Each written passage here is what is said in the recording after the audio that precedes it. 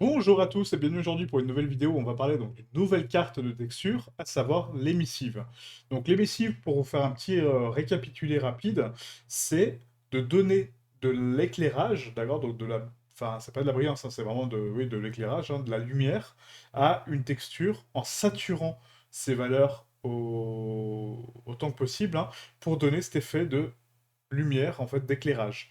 Donc ça peut être utilisé dans plusieurs cas, comme par exemple une boîte un peu sci-fi, où on a donc des néons qui sont sur cette boîte, et du coup on veut donc donner du métallique sur la boîte, en fait, autour, hein, donc la boîte est métallique, mais il y a des petites lumières dessus, donc ça va être réglé avec l'émissive. Donc pour l'émissive, c'est très très très simple à mettre en place, hein. Donc là, on va voir un nouveau matériel. Donc on va ouvrir notre scène Blender avec toujours notre spéculaire et Rogness. Et on va se créer un nouveau matériel de A à Z, hein, du coup, hein, avec toutes les textures qu'on a vues jusqu'à présent. Et on va rajouter à ça l'émissive. Donc l'émissive, il faut savoir que du coup, elle fonctionne avec un canal RGB. Et c'est une couleur qu'on va ajouter ou pas, hein. Après, ça peut être du blanc ou voilà, mais en tout cas, ce sera jamais du noir, puisque du coup, elle a besoin de valeurs supplémentaires pour briller davantage. Donc là, on va créer donc un nouveau matériel. Donc ici, on va faire un petit moins, hein, donc là, sur notre matériel. On va faire New. Et on va renommer celui-là en MLAV. MLAV ou lava, hein, voilà en anglais. Et on va ici donc dans Shading, on repasse en rendu, ici, toujours sur Eevee, hein, pas sur Cycles, c'est plus rapide. Et on va se connecter nos textures. Donc là dans votre pack de coup, qui est disponible donc en téléchargement sur le Discord de la chaîne, vous avez donc les textures d'essai et vous avez une texture de lave. Donc là on va prendre la 2K, voilà, on va changer un petit peu, hein. On va prendre donc la color, on va se prendre donc l'occlusion ambiante, donc là-haut, on va se prendre donc la normale OpenGL, hein, donc GL, on va se prendre donc la 8, donc la bump, et la roughness. Voilà, donc là on a toutes nos cartes normalement, sauf la spec, hein, donc ça on va la calculer ensemble. Donc la color va sur la color, l'ambient occlusion va être mixé avec la color, donc là rappelez-vous, on rajoute un mix color par-dessus notre color, ici, à 100%. Je le veux en multiply et je veux ajouter les valeurs sombres de ma texture dessus. On n'oublie pas bien sûr de changer le profil donc en non-color. Ensuite, on a donc la normale qui va directement dans notre nœud, donc en non-color, dans notre nœud de normal map. Donc normal map, voilà, qu'on va connecter ici. Hop. La normal map donc va directement à la fin. Ensuite, on a donc notre roughness. Donc la roughness, on va la mettre juste avant la color. Hop. Donc notre roughness qui est ici en non-color. Qui va là. Et on va inverser du coup one minus. Non, c'est sur Unreal, excusez-moi. C'est invert. Invert color, excusez-moi, du coup je suis obligé de réfléchir avec les deux logiciels. Donc invert color pour la spéculaire. Donc là, rappelez-vous, c'est l'indice de réfraction. Donc là, on peut retourner sur notre petit site et regarder. Donc là, c'est une texture stylisée, hein, c'est pas une texture réaliste, mais bon, on va la rendre réaliste du coup. On tape donc Iware List. Voilà, et du coup on a donc dans Pixel and Poly, donc je ne sais pas si elle a lave, hein, mais on va cliquer sur la lettre L, et on va regarder dans la lettre L, est-ce que de la lave? Non. Donc du coup on va partir sur de la stone, hein, donc de la pierre. On va parler sur du... Ouais, on a 65 hein, à peu près, hein. Là, si on regarde la pyrite, machin, ouais, 1,80. Bon, on est sur une spéculaire vraiment très basse, hein, donc on va partir sur du 1,7 entre les deux, ok? 1,7 au niveau de l'indice de réfraction. Et on va connecter ma spéculaire, donc ici dans spécular, dans le niveau là. On n'oublie pas que la color va sur color et pas sur le facteur. Hop, voilà. Et là, j'ai mon matériel. Donc il est un petit peu brillant, mais un petit peu trop, limite. Donc on va baisser peut-être ouais, après la valeur là. Si je regarde ma carte. Ah non, c'est pas mal avec la lave un peu brillante. Ouais, non, c'est bien. On va laisser comme ça. C'est très bien. Ensuite, on va rajouter donc la bump. Donc la bump, on l'a vu lors de la session précédente. Donc on rajoute un nœud de bump. Voilà. La normale va sur la normale de la bump. La 8 va sur la 8 sur la couleur de notre bump. Et ensuite, on raccorde la normale à la fin, ici. Voilà. Et là, on a donc de la bump en plus qu'on va régler tout de suite. Donc la distance, on va mettre à 0,05. Peut-être un peu plus, on va mettre point 15. Voilà, point 15, vous voyez, donc là, ça rajoute pas mal de relief. Et la force, on est à 1, ouais, donc on laisse à 1, c'est pas mal. On va mettre peut-être même point 3. Ouais, point 3, vous voyez, ça donne vraiment pas mal de relief. Là, c'est pas mal. On a vraiment cette sensation de bumpy, quoi. Donc là, je suis sur une sphère, et maintenant, donc c'est de la lave, hein, mais là, j'ai plus l'impression que c'est un espèce de liquide, de peinture, un peu du miel, enfin, on sait pas trop. Donc on n'a pas l'impression que c'est de la lave. Pour rendre cette texture un petit peu plus réaliste, en fait, en termes du coup, ce qu'on veut accomplir comme effet, donc de la lave, il faut rajouter de l'émissive sur la lave, puisque la lave émet de la lumière, d'accord? C'est une source de chaleur qui est intense, et du coup, elle émet de la lumière. Donc, comme je l'expliquais, ici, on a donc des pins hein, qu'on a déjà quasiment exploré, donc la métallique, la roughness, l'IOR, etc. Mais on en a un qu'on n'a pas vu encore, qui est ici, qui s'appelle l'émissive, d'accord? Donc l'émission.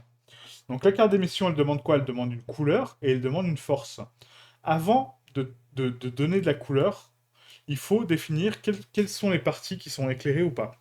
Si je regarde actuellement ma couleur, on voit que les parties éclairées, effectivement, sont la lave, mais aussi les petites, vous voyez, les petites bordures de la pierre, ici, qui sont un petit peu plus brillantes. Les parties noires, rappelez-vous, comme je vous expliquais, elles sont quasiment à zéro, donc elles ne vont pas être éclairées, mais par contre, les parties blanches, donc les parties avec de la couleur, avec des valeurs, vont être, elles, éclairées.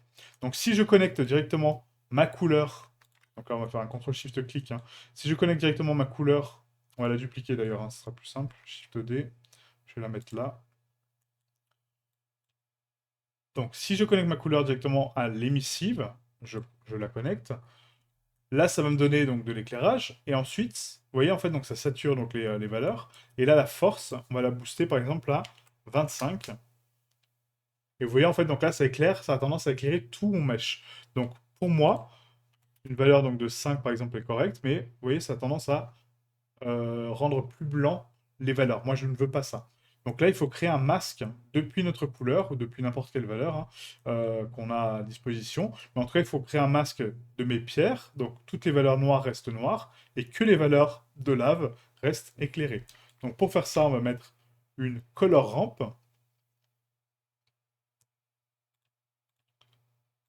Voilà. Donc en général, vous avez toujours un masque d'émissive, mais bon, là, c'est pas le cas hein, sur cette texture. Donc je vous montre comment faire le masque justement et comment le convertir. Donc cette color là ici donc, va me servir, on va faire un CTRL-SHIFT-clic, à créer un masque noir et blanc. Donc là le but c'est de tronquer toutes les valeurs noires, vous voyez, en parfaitement noir, comme là, et de booster les blancs au maximum. Voilà, donc ce que je vous conseille c'est de ne pas passer en linéaire mais en constant, d'accord? Et du coup la valeur constante donc, de noir va être noir, et là vous boostez les blancs jusqu'à avoir toute votre lave. Donc là on va prendre vraiment toutes les bordures, au maximum, pas les pierres, voilà, comme ça. Là c'est parfait. Donc là, j'ai créé un masque parfaitement noir et parfaitement blanc pour indiquer où est l'émissive dans mon mesh. Ok? Maintenant, si je veux utiliser ce masque-là comme référence pour mon émissive, hein, je peux tout simplement le connecter dans la force. Ok?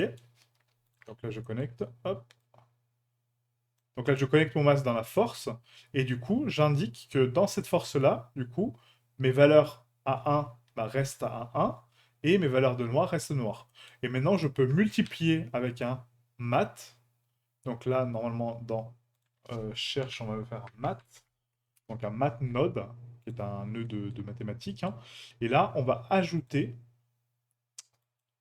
des valeurs sur les valeurs blanches. Hein, donc on va les multiplier par 5. Et là, vous voyez que du coup, ça booste ma couleur. Donc si je les booste par 25, on a vraiment donc, une couleur vraiment très très prononcée, hein, très vive. Donc là, on perd limite un petit peu la teinte, donc moi, ça ne me va pas trop. On va mettre plutôt 5. Voilà, 5, c'est pas mal. Peut-être 3. Ouais, 3. Voilà, 3, c'est pas mal. Ça donne un petit peu plus de brillance. Ok. Et c'est ça l'émissif, donc ça donne de la clarté. Maintenant, si je veux accentuer un petit peu cet effet-là, on a un effet qui s'appelle le bloom. Donc avant, dans les anciennes versions de Blender, vous aviez un paramètre qui s'appelait ici donc bloom, qu'on pouvait cocher indirectement pour avoir donc ce côté un petit peu radiant des zones d'émissives. Maintenant, il faut passer par le compositing. Donc dans le compositing, sur la scène, on va se rajouter juste un nœud de bloom, sans supprimer ça. On va faire un Shift A bloom. Voilà, donc on a le clair. Et là, on va le mettre donc dans l'image, bloom. Voilà, donc là j'ai connecté. Donc maintenant pour le voir sur le viewport, hein, parce que là du coup on ne le voit pas, il faut aller ici donc dans les paramètres de rendu. Et là vous avez donc normalement, vous voyez compositor, donc on a caméra ou toujours. Donc nous on va cocher toujours. Et là je récupère mon bloom. Avant c'était le cas tout le temps, hein. Bon maintenant non, mais voilà. En tout cas, on a cette radiance, vous voyez, ce côté éclairé, qui est vraiment très très joli, hein. Moi je préfère les choses avec du bloom pour donner cet effet de lumière. Parce que si on ne l'a pas, on a ces sensations, bon, c'est éclairé, mais ça reste juste une texture très vive. Alors que là, ça émet de la radiance, ça émet de la lumière, et ça émet une interaction avec l'air, et du coup, ça propage la lumière autour de notre mèche, tout simplement. Ok. Donc le bloom, très important, et après, si vous boostez donc ici les valeurs, vous voyez, on peut accentuer cet effet de bloom, vraiment très très fort, et du coup, donner des nuances au niveau de notre lave, tout simplement. Donc voilà, donc là vous avez vu comment créer donc un masque noir et blanc pour masquer les zones éclairées ou pas. Normalement, comme je vous dis, vous avez une carte d'émissive qui indique donc les zones émissives ou pas, mais ça c'est à vous de le créer en fait au préalable. C'est rare qu'il soit fourni, en tout cas ce masque-là, j'ai pas l'impression. En tout cas, je le vois très peu, mais voilà, c'est pas très compliqué de le créer, hein, surtout quand on a des valeurs d'émissives. En général, les autres valeurs sont moins saturées, donc on peut facilement créer un masque noir et blanc et masquer les zones qu'on ne veut pas du tout. Voilà, donc maintenant on va regarder comment le mettre en place sur Unreal. Donc là, vous allez voir, c'est presque pareil, hein, clairement. Donc sur Unreal, on va faire donc la même chose, on va apporter donc nos textures ici, donc dans Texture Example, on va prendre Import, on va aller sur notre dossier de travail, on va prendre donc Lave et on va prendre la 2K avec tout ça. Donc là, on prend bien la DirectX, hein, on ne prenait pas la OpenGL, la Height, la Roughness et l'occlusion. Hop, on va ouvrir. Là, on n'oublie pas donc de convertir les textures donc bien en encolor, hein. Donc du coup, hop, voilà. Donc là, on commence par l'ambient occlusion. Donc on met bien en grayscale. Là, au niveau donc de l'encoding overdrive, on prend linéaire et en sRGB. Voilà. Ensuite, pour la color, donc là, on vérifie bien que la color... Alors, je suis désolé, ça s'ouvre à chaque fois sur mon écran à gauche. Donc on vérifie bien que donc là, c'est bien en default, sRGB, et on change bien le profil donc en sRGB et en sRGB linéaire. Tac. Voilà. Ensuite, pour la 8, pareil. Donc la grayscale, on prend le sRGB, on le décoche, on coche bien ici donc linéaire et sRGB. Et pour finir, la DirectX, donc on vérifie bien. Voilà, donc là on a vraiment l'impression que les pierres sont inversées, hein, vous voyez, donc c'est ce que je vous expliquais. Là on le voit très très bien. Normal map, donc c'est bon. Et du coup, donc, le coding overdrive, donc c'est du linéaire. Et en sRGB aussi. Et là, il nous manque la roughness. Donc là, en grayscale, on décoche le sRGB et on code en linéaire et en sRGB. Voilà. Donc maintenant, on va créer donc un nouveau matériel. Donc on va faire un clic droit donc, dans notre dossier matériel, clic droit. Donc là, on va le renommer M Lave. Donc là-bas, on l'ouvre. Et là, on va connecter donc, nos textures dessus. Donc du coup, on va prendre donc, Texture Example, on va prendre donc, toutes nos textures, on va les glisser, et on va les raccorder une par une tranquillement. Donc on va commencer par donc, la couleur. La couleur, tout comme sur Blender, du coup, donc il faut la multiplier avec l'ambient occlusion. Donc là, on va faire un multiply. Donc là, multiply.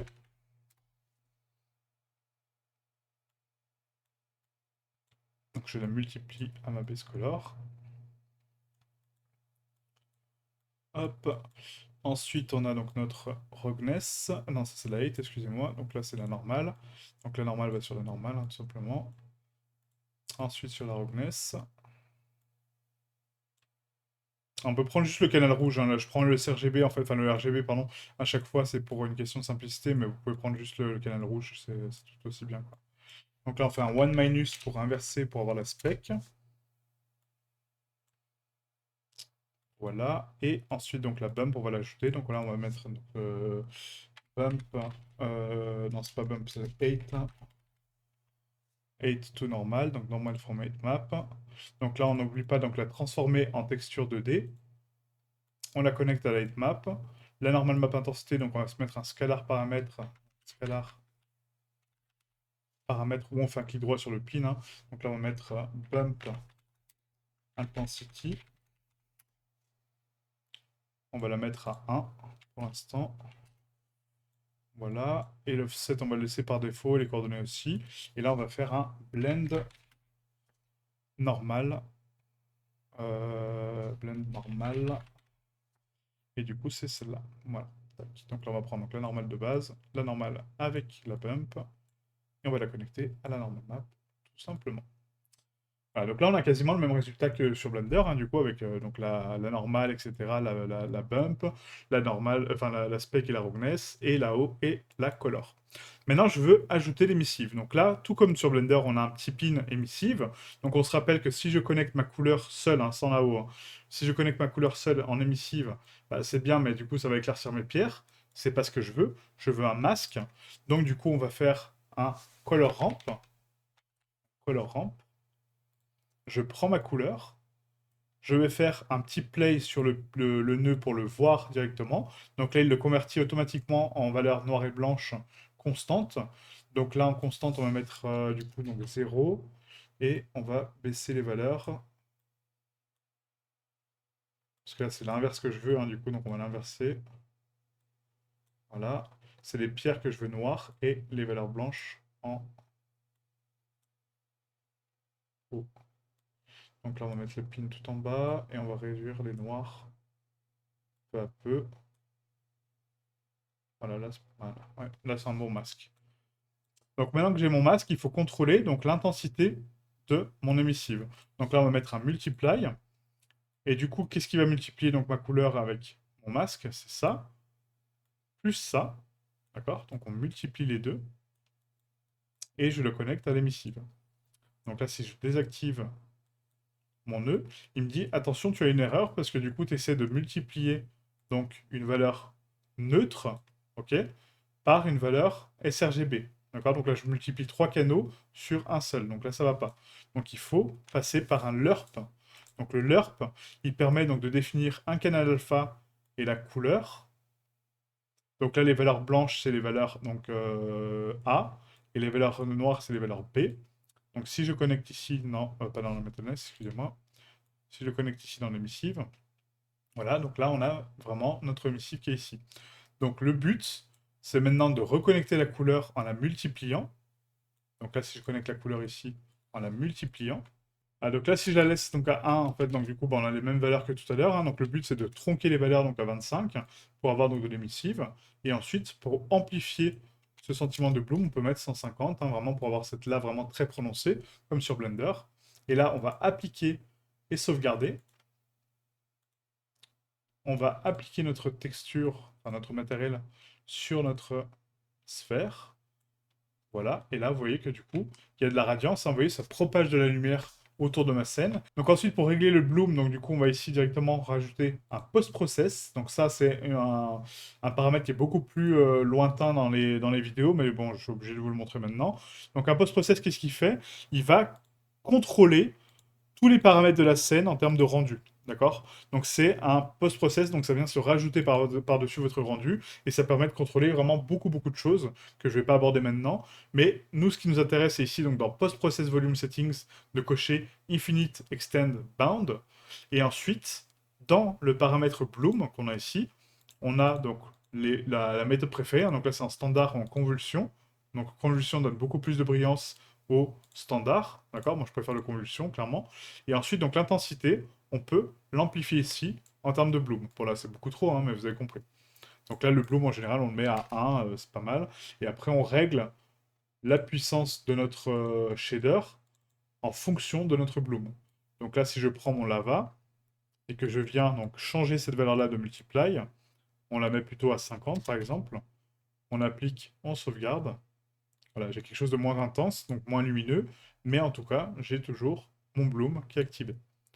Donc le bloom, en fait, il est vraiment calculable ici, hein. Donc on a l'intensité, le threshold, le size, etc. Donc on peut changer vraiment pas mal de paramètres. Mais nous, ce qui nous intéresse vraiment, c'est ça. Voilà, le type, donc convulsion ou standard, hein. Après, c'est selon vos choix. Moi, je préfère convulsion, ça donne beaucoup plus de clarté. Et après, on joue avec l'intensité ici.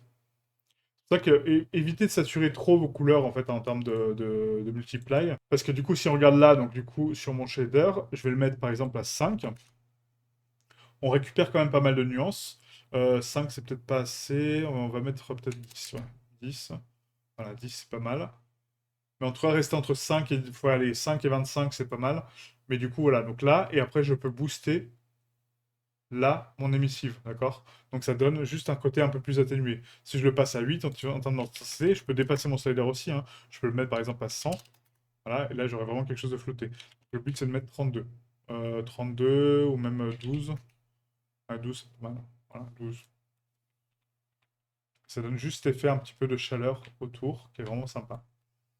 Voilà, donc faites attention à ça, du coup, de bien mettre les bons paramètres ici. Donc moi, en général, je laisse à 2, et après, je joue avec mon multiply dans mes shaders, hein, directement. Voilà, donc là, je le mets toujours à 25 à peu près, en termes de puissance, quoi.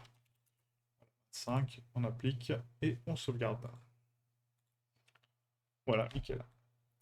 Donc maintenant, vous avez faire une texture donc d'émissive. Donc l'émissive, c'est juste une couleur qu'on vient rajouter par-dessus, hein, pour donner un petit peu de brillance. On peut avoir bien sûr plusieurs couleurs, hein, qui sont émissives, mais le but c'est d'avoir un masque qui définit les zones où est l'émissive. Ou sinon, de le définir sur le mesh directement, de dire ok, cette zone-là est émissive, donc je le veux en émissive. Si maintenant on crée un matériel, donc ça c'est pareil sur Blender, hein, complètement émissif, donc là matériel, si je mets M full émissif, et que je viens d'appliquer donc dessus, voilà. On peut tout à fait mettre que de l'émissive, donc un matériel uniquement lumineux. Donc pour ce faire, en fait, donc, on n'a pas besoin de la base color, de la métallique, etc. On va juste mettre ici donc additif, d'accord? Et unlit, donc sans couleur, hein. Unlit, c'est additif et sans couleur. Et ensuite, on va mettre une vector paramètre, donc un paramètre de couleur, hein, tout comme sur Blender. On va renommer couleur. Donc c'est une couleur pure. Et là, on va venir connecter l'émissive à ma couleur. Et je vais venir mettre, par exemple, du rouge à 25, hein, ma valeur nominale.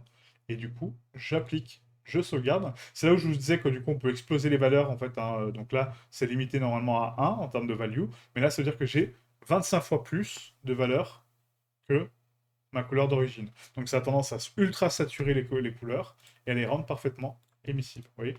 Et là, j'ai une grosse boule de feu sur ma sphère.